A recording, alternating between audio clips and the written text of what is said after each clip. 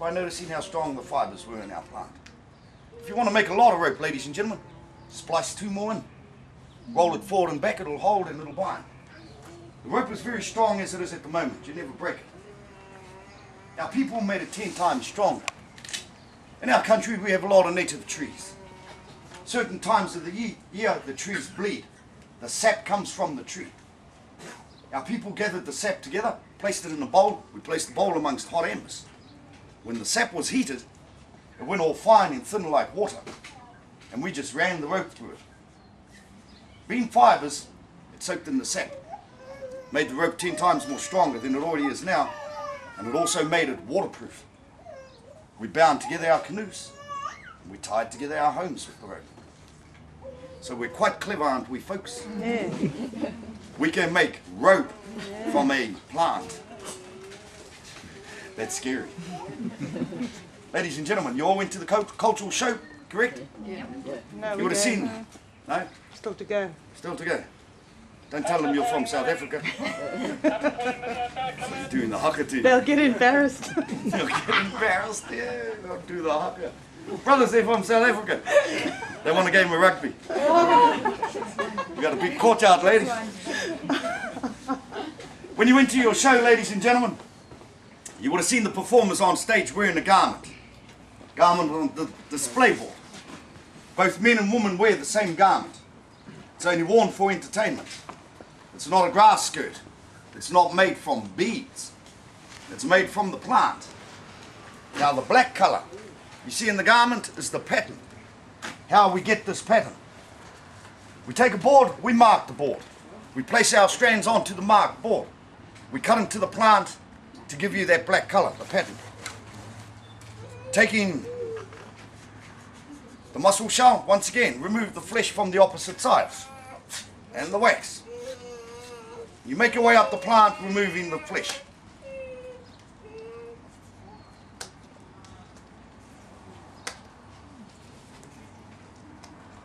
Go to the opposite side. Find a sharp edge on your mussel shell and just use it as a knife. From the opposite side, remove the flesh.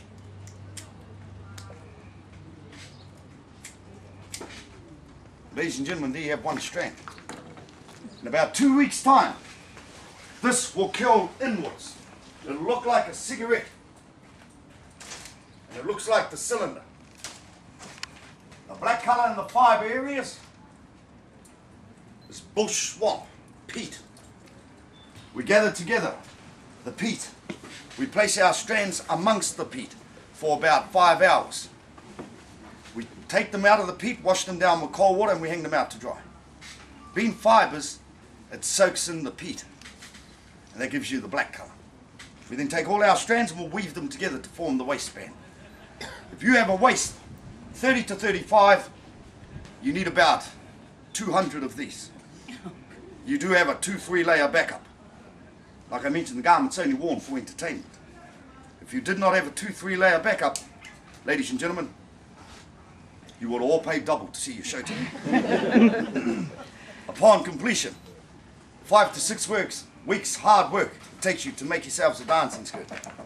When you're finished, ladies and gentlemen, you've just made yourselves one of the most uncomfortable garments you'd ever want to wear in life.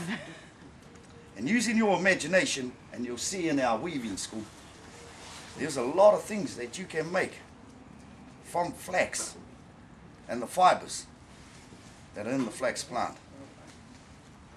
It's good for you. It's good for a bookmarker. It's a rather large bookmarker. Where are you from? Canada. Canada. In a couple of days' time, it'll start to curl inwards.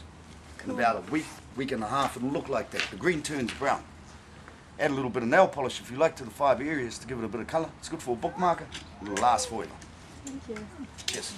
Ladies and gentlemen, make your way up to the large building. Leave your shoes on. We're just going to go inside. A little bit about who we are as Māori people. Right throughout New Zealand, our Māori people only speak the one native language. We only have the one native language amongst our people. We speak both English and our native tongue. Our native language, we only have the one. In America, American Indians and their major tribes have 28 different languages. They have many sub-tribes. They're still trying to figure out today how many languages the Native American Indians had. They say it runs into the hundreds. The Australian Aborigines have 150 different languages. The native people of Brazil, 130. The Philippines, 200. Papua New Guinea, 700. You can go on and on. Speaking only the one native language amongst our people, our custom, tradition, and our values, right across the board, right throughout New Zealand, are the same. So what you're going to see with our Māori culture, what I'm sharing with you about our culture, it's like this right throughout the country. In days of old, our people had no written language. History was passed on down through word of mouth, singing, chanting, most importantly, through our carvings. Carvings told a lot of history of our Māori people. With the arrival of the European, the British, came Christianity. With Christianity, the missionaries, when the missionaries settled, that's when they started to document everything. Everything started to get written down. Before all of this, word of mouth, singing and chanting, carvings. We the Māori people believe that when our God, when he created man imperfect. To create an image of perfection was an insult. It was in with competition to our Creator. Hence, have a look at the carved figures you see in the building. That is why you see the distorted, human-like features and figures in our carvings.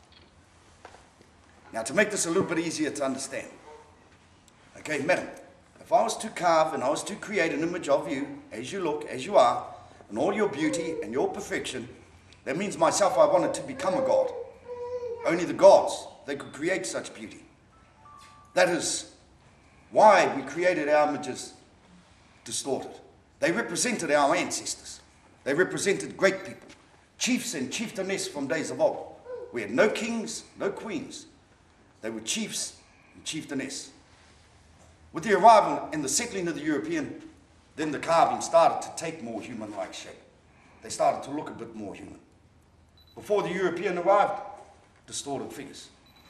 Distinguishing features stick out in our carvings. In our carvings, you'll see the head is slightly larger in proportion to the rest of the body. We, the Māori people, believe that the head is the most sacred part on a person. That's where all your knowledge and your wisdom comes from your head. Some of the Asian cultures, the most important part on their body is their feet, for their particular reasons. In our Māori culture, it's the head. Your knowledge and your wisdom is stored there. In the carved figureheads, you see the enlarged eyes and the protruding tongue. It's an act of defiance. It's an act of strength. In days of old, our men, our warriors, they performed a postural war dance. Now, the war dance is called the haka. Now, you're all familiar with the haka, you've seen it performed. Nowadays, the haka is performed for entertainment and out on our sports fields by the greatest rugby team of them all. Thank you. I want those three ladies over there to say it. Now, in days of old, the haka, our warriors had to try and make themselves look as mean, as fierce, as intimidating, as ugly as they possibly could. Now, ladies, I find that quite difficult to do myself.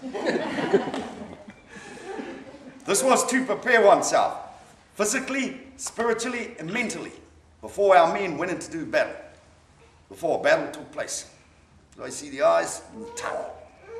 It's an act of defiance. Now, also back in those days, the uglier you looked, the more woman you got. Once again, ladies, I would have had a bit of a hard time back in those days. And just quietly, ladies, looking at some of the men you've got, they would have got a lot of women back then. Person has 4 fingers and a thumb. If you have a look at our carvings, you'll notice there's only 3 fingers. It represents the 3 cups of our people. The Bledisloe Cup, the Tri-Nations Cup, and the Rugby World Cup. Come on, ladies, give us a clap. Come on, ladies. The 3 fingers, it represents a journey that we all take. It represents the life cycle of man. Birth, life, and death. A person's born into this world. A person lives their life in this world. A person dies. Some of the carvings, you'll notice there's a 4th finger. We are very spiritual people, Māori people. 4th finger represents spirituality, life after death. So we do believe in this. The shell in the eyes, abalone.